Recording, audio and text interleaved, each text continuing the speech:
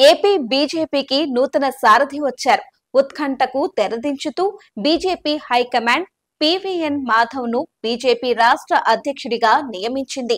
రకరకాల పేర్లు తెరపైకి వచ్చాయి. అనేక పుకార్లు వచ్చాయి. వాటన్నిటినీ తెరదించుతూ మాధవ్ పేరు ఖరారు అయింది. మరోసారి పురంధేశ్వరికి కొనసాగింపు లభిస్తుందని అంతా ఆశించారు. కానీ అలా జరగలేదు. దీంతో పురంధేశ్వరి మాజీ అయ్యారు. అయితే ఇప్పుడు ఆమెకు ఎలాంటి పదోన్నతి కల్పిస్తారు అన్నది చర్చకు దారితీస్తోంది. కేంద్ర కేబినెట్ లోకి తీసుకుంటారా అన్నది ఇప్పుడు హాట్ టాపిక్ అవుతోంది. తప్పకుండా ఆమెకు పదోన్నతి ఖాయమని పార్టీ వర్గాల్లో ప్రచారం జరుగుతోంది. కేంద్ర మంత్రిగా అవకాశం 2024 సార్వత్రిక ఎన్నికల్లో పొత్తులో భాగంగా రాజమండ్రి ఎంపీగా పోటీ చేశారు పురంధేశ్వరి. అత్యధిక మెజార్టీతో గెలిచారు. దీంతో ఆమెను కేంద్ర కేబినెట్ లోకి తీసుకుంటారని అంతా భావించారు.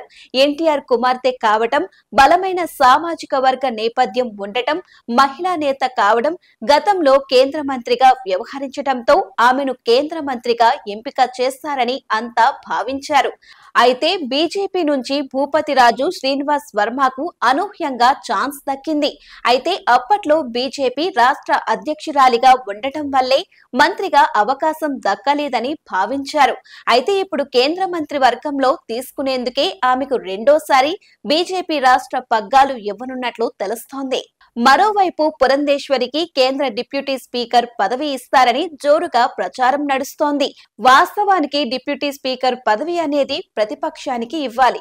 ప్రధాన ప్రతిపక్షానికి ఛాన్స్ ఇవ్వడం ఆనవాయితీగా వస్తోంది. అయితే 2019 నుంచి డిప్యూటీ స్పీకర్ పోస్టును భర్తీ చేయలేదు ఎన్డీఏ ప్రభుత్వం. అయితే ఇటీవల కాంగ్రెస్ పార్టీ దీనిని ప్రజల్లోకి బలంగా తీసుకెళ్తోంది. దీంతో కేంద్రంలో అధికారంలో ఉన్న ఎన్డీఏ పునరాలోచనలో పడినట్లు తెలుస్తోంది. డిప్యూటీ స్పీకర్ పదవి భర్తీ చేసేందుకు ఆలోచన చేస్తున్నట్లు సమాచారం. అయితే ఏపీ నుంచి పురంధేశ్వరికి ఆ అవకాశం ఇస్తారని పొలిటికల్ సర్కిల్స్ లో ప్రచారం జరుగుతోంది. దగ్గుబాటి పురంధేశ్వరిది సుదీర్ఘ రాజకీయ నేపథ్యం. భర్తతో పాటు ఆమె సైతం తెలుగుదేశం పార్టీలో ఉండేవారు.